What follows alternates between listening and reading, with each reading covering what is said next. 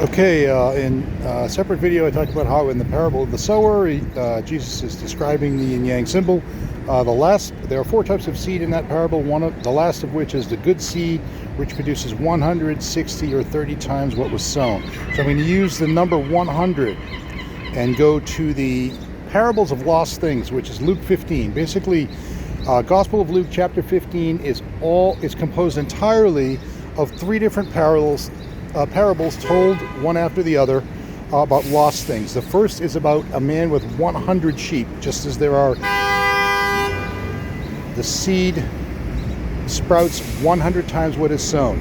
So a man loses a sheep, and then he goes out into the wilderness, a shepherd, to leaves all the other sheep, and he goes out to find that one lost sheep. So there's the lost sheep. It's white. It's lost. It's in the darkness. He can't find it. And there's a shepherd out in the wilderness. He's left all the other sheep. He's all alone, and he's looking for the sheep.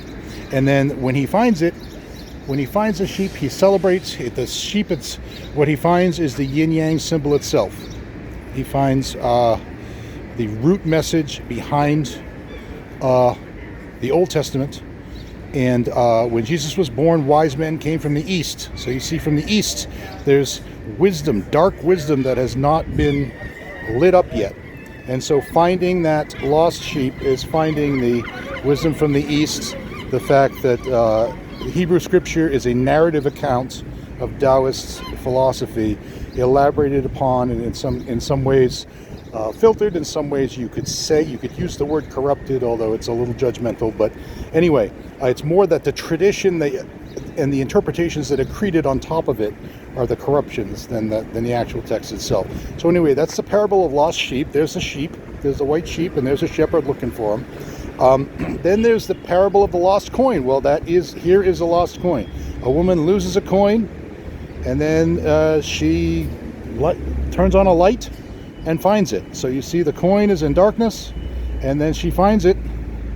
There it is. Once the light gets turned on, she can see it, and here is the lost coin. It is, again, the yin-yang symbol, same meaning.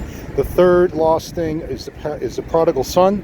So a prodigal son goes out and spends his life doing crazy stuff, and then he returns, and the father is overjoyed, and there is a jealous sibling. So in Taoist philosophy, when this concept of receptive and creative is described, it is often described as male-female because of anatomical reasons.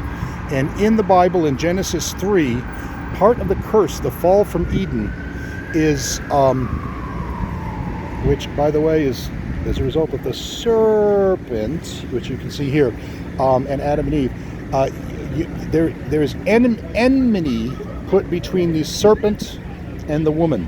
And so you have enmity, sibling rivalry, just as with Cain and Abel, with the prodigal son, and the son that returned, and the son that has been working all the time in the field. He's over here, and then the son that returns. Well, actually, it depends on how you interpret it. You can interpret it either way. But anyway, there's a son that has been working all the time, doing his father's bidding, and then a son that was a prodigal son that went out and got lost and came back. And once again, it is the lost coin. It is the yin-yang symbol, representative of the unification of East and Western wisdom. I guess that's me.